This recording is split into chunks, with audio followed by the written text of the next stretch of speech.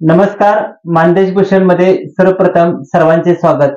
नाचू कीर्तनाचे रंगी भाग क्रमांक 17 आपण पाहत आहे. या भागासाठी आज आपल्या सोबत आहेत हनुमंतराव जगन्नाथ भोसले. मान तालुक्यातील बिजोडी हे त्यांचं गाव आहे. शिक्षकी पेशा त्यांचा आहे. शिक्षक, प्राचार्य, प्रवचनकार असा हा त्यांचा प्रवास झालेला आहे. खरं तर सरांचा हा जीवनातील कसा प्रवास झाला हे आता आपण त्यांच्याशी गप्पा मारताना जाणून घेणार आहोत. रामकृष्ण हरी माऊली.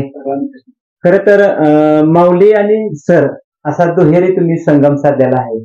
तर माऊली या नात्यातून पहिल्यांदा आपण तुमच्याशी संवाद साधणार आहोत. माऊली, एक सांगा, तुमचे वडील काय करत होते? वडील शेती करत होते. बर. तुम्हाला भाऊ किती किंवा बहिणी किती? भाऊ 3 होते आणि बहिणी 3. 3 भाऊ आणि 3 बहिणी. काय नाव आहे ते त्यांचे? भावांचे नाव माझा हनुमंत, मधल्याचं देवराव आणि धाकट्याचं सुरेश आणि बहिणी एक कस्तुरबाई, दुसरी रंजना, मारंत आहे. मग तुमचं शिक्षण किती झालेलं आहे? माझं शिक्षण BA BEd झालं. BA BEd. मग नोकरीची सुरुवात कुठे झाली? नोकरी सुरुवात BA झाल्यानंतर मी प्रयत्न केला होता. BEd झालं नव्हतं. त्या काळामध्ये जरा सर्व्हिसला मोठं अवघड काम होतं. परंतु तरी सुद्धा माझ्या सुदैवानं मला नेरे तालुका भोर यामध्ये त्या हायस्कूल, नेरे हायस्कूलमध्ये सेवा मिळाली. ती स्वामी विवेकानंद संस्थेचं हायस्कूल. तिथे 2 वर्ष सेवा केल्यानंतर मला असं वाटतं की आपण BEd झालं पाहिजे. आणि मग 71-72 मी BEd केलं. कुठं केलं? BEd अरण्येश्वरला, पुण्यामध्ये.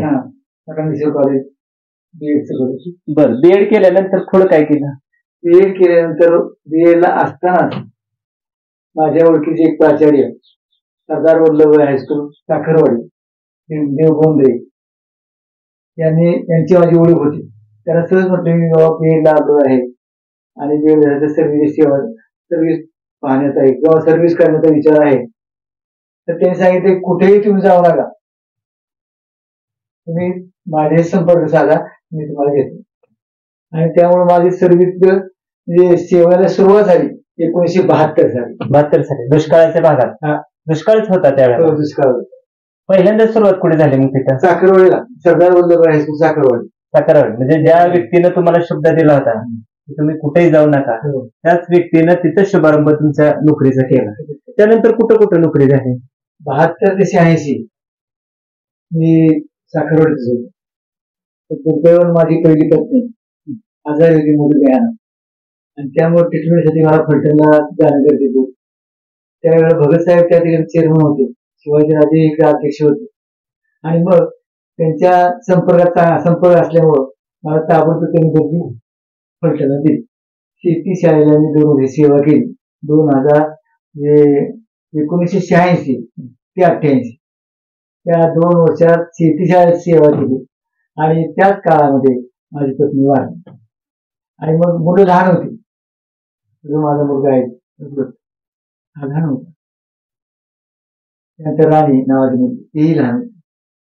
आणि मग त्यांची शिक्षणाची गैरसोय होईल म्हणून दुसरं लग्न केलं. आणि शेती शाळा सोडून म्हणजे शेती शाळा सोडून गोंधळेकर महाराजांचा. आणि त्यामुळे काय झालं, तिथे मुलांची शाळेची सोय झाली आणि मी गोंधळला सर्व्हिस केलं. बर. मग तुम्ही पर्यवेक्षक किंवा उपप्राचार्य, प्राचार्य कुठं कुठं म्हणजे तुमची हे झाली? पर्यवेक्षक म्हणून मी गोंधळातच झालो.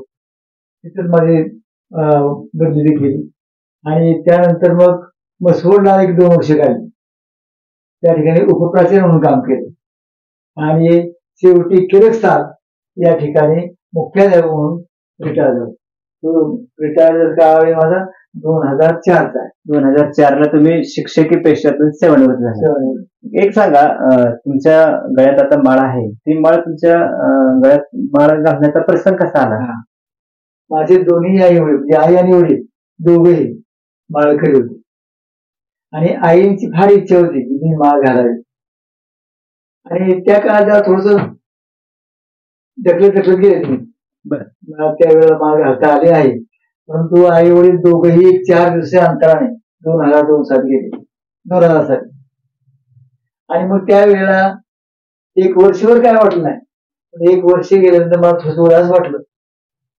आणि मी सकाळी सकाळी शनिवारी शाळेत गेलतो. तिथे शाळेतून परवानगी काढली आणि पंढरपूरला जाऊन मी माळ घातली. वारकरी संप्रदायाची तिथून वारकरी संप्रदायात सुरुवात. एक सांगा, खरं तर आता ही वारकरी संप्रदायात आली का भजन कीर्तन ही आपाप आवड निर्माण झाली. तुम्ही तिथनं सुरुवात केली का मग? नाही, तसं अगोदर सुद्धा मला त्याचा छंद होता, पण विशेषतः थोडस गायनाच्या बाबतीत मी थोडस डेअरिंग केलं आहे किंवा स्टेज मला आलं नाही आणि त्यामुळे थोडस मागे पडलो. एक संगीत कोर्स पीटी वादनाचा केलेला आहे, परंतु त्यात तितका यशस्वी मी झालो नाही, पण मला आवड आहे भजन कीर्तन. पहिलं प्रवचन तुमचं कुठे झालं मग? पहिलं प्रवचन माझं 2014 साली.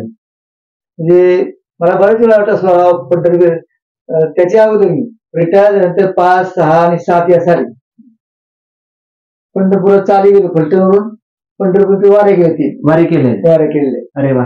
आणि त्यामुळे मला छंद तर होताच त्याचा. तर अशा प्रकारे माझ्या म्हणजे माळकरी किंवा भजनी मंडळाचा नाद मला होता. पहिलं प्रवचन तुमचं कुठं झालंय? पहिलं प्रवचन 2014 साली बिजवली या ठिकाणी. म्हणजे आपल्याच भूमीत झालं. काय कसं वाटलं पहिलं प्रवचन सांगताना? प्रवचन सांगताना पहिलं थोडस प्रेशर येणार, थोडस नाही असं नाही, कारण पहिलं शिकवणं आणि प्रवचन सांगणं यामध्ये थोडासा फरक आहे. म्हणजे शिकवणं हे मुलं आपल्या कंट्रोलमध्ये असतात आणि आता आपल्या समोर असलेला जो वर्ग आहे, भजनी वर्ग किंवा माळकरी वर्ग, हा थोडासा माहीत असतो, जाणकार असतो आणि त्यांना माहीत असते काय काय घटना, आणि त्यामुळे थोडस मला थोडस पहिल्या प्रवचनात थोडस प्रेशर आलं. आणि प्रवचन झाल्यानंतर काय सांगितलं तुम्हाला? पण प्रवचन झाल्यानंतर मला खूप आनंद झाला, कारण ते प्रवचन माझं यशस्वी झालं. लोकांनाही बरं वाटलं, आवडलं सगळं. कारण आपलं शिक्षकी पेशेचं सांगणं म्हणजे मुद्दे सांगणं, मुद्द्याने जायचं पुढं. त्यात काय म्हणजे गप्पा नाही टप्पा नाही, काय नाही. आणि प्रवचनात वेगळा विषय, प्रवचनात म्हणजे थोडस या भजनी मंडळा किंवा माळकरीला उद्देशून ते सर्व मी आता सांगितलं, त्यामुळे बाकीचे फालतू काय विषय सांगितलं. सर एक सांगा, म्हणजे प्रवचन सांगताना तुम्हाला शिक्षक या नात्याचा काही उपयोग झाला ना? होणारच की, कारण भाषण देणं, बोलणं, शिकवणं यामध्ये सगळा फरक आहे. तरी सुद्धा म्हणजे तुम्हाला तिथं फरक जाणवला? हा, फरक जाणवलाय थोडासा. परंतु माझ्याकडं बोलण्याचं वक्तृत्व शैली माझी चांगल्यापैकी होती. म्हणजे शाळेमध्ये असताना सुद्धा तिथं जे आपण इथे विविध कार्यक्रम घेतो त्यामध्ये 1 नंबर माझा बोलला आहे. तर सर ते प्रवचन आणि शैक्षणिक म्हणजे 10वीला ठरलेला अभ्यास, तसं प्रवचन कीर्तन सांगताना असं वेगवेगळे भाग पडतात ना त्याच्यात? हो, बरोबर आहे. त्याच्यामुळे तुम्हाला इकडे अभ्यासच करून जावं लागत असेल ना प्रवचन सुद्धा. म्हणजे अभ्यास करतो आपण आणि करावाच लागला, कारण कुठल्याही गोष्टीचा अभ्यास मरेपर्यंत संपत नाही असं माझं म्हणणं आहे. कारण शिक्षण हे अमर्यादित आहे, घेईल तेवढं कमी आहे. म्हणजे अभ्यास केल्यानंतर जे पुनरावृत्ती होते आणि त्याचा अधिक आनंद आपल्याला सांगायचा, हा मला अनुभव आला. तर आता तुम्ही रिटायर झाला म्हणजे 2004ला प्राचार्य म्हणून, प्रवचनकार पण तुम्ही करत आहात, अनेक ठिकाणी तुमची प्रवचन झालेली आहेत. पण हे दोन्ही गोष्टी म्हणजे सोडून अजून कुठल्या क्षेत्रात तुम्ही गेलाय का? म्हणजे सामाजिक म्हणा किंवा संघटनात्मक असेल तुमचं? तर मी त्यावेळेला रिटायर झालो 2004ला. त्यावेळेला नुकतंच बचत गटाची मोहीम सुरू झाली आणि आम्हाला रिटायर होतानाच असं त्यावेळेला शिक्षणाधिकारी सांगितलं होतं की तुम्ही रिटायर झाल्यानंतर 1-2 बचत गट चालवावेत. म्हणजे महिलांचे का शेतीचे? महिलांचे बचत गट, महिलांचे म्हणा पुरुषांचे म्हणा, असे बचत गट मी 2 चालवले होते आणि ते चांगल्या प्रकारे चालवले, कोणाची तक्रार नाही, काय नाही. आता जस्ट एक लवकर आताच 1 महिन्यापूर्वी एक बचत गट बंद केलेला आहे मी, कारण आता थोडंसं वयाच्या मानानं आपल्याला जमत नाही ते. आता वय किती आहे तुमचं? आता वय 80 मध्ये आहे. 80 मध्ये? 1346चा माझा जन्म आहे. म्हणजे 80 तुम्ही पूर्ण केलेले? 80 80 मध्ये पदार्पण केलं. पदार्पण केलेलं आहे. आता एक सांगा, खरं तर अनेक लोक म्हणजे नोकरी करत, काही लोकांना शेतीची पण आवड असते. अशी शेतीची आवड तुम्ही जोपासलेली आहे का, किंवा त्याच्यात शेतीमध्ये काही तुम्ही बदल वेगळे केलेले आहेत का? पारंपरिक शेती 1900 बदल करून 1972 साली आम्ही तिघे भाऊ वेगवेगळे राहिलो आणि मग मला नोकरीला जावं लागलं होतं. तरी सुद्धा त्यातून शेतीची जबाबदारी माझ्या पडली. वडील थकले होते आणि शेती करायला पण नव्हतं. तर ती जबाबदारी मी पार पाडली. सकाळी 10 वाजेपर्यंत म्हणजे दारी धरायचं काम करायचं, पण शिक्षणाचं नुकसान करून गेलं नाही. तिथं बेलला पण जायचं.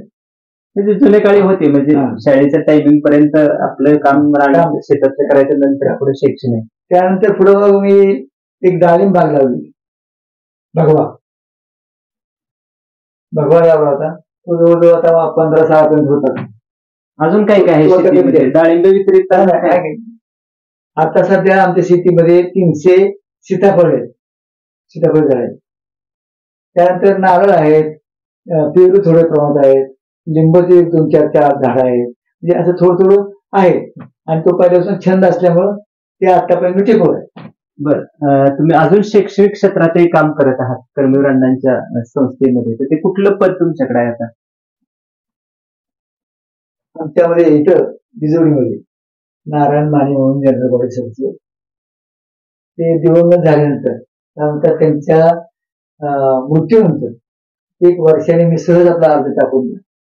त्यासाठी तो माझं क्वालिफिकेशन आहे, शैक्षणिक क्षेत्राचा मला अनुभव आहे आणि मला जनरल बॉडी सदस्य करून घेण्यात यावं अशी मी विनंती संस्थेला केली.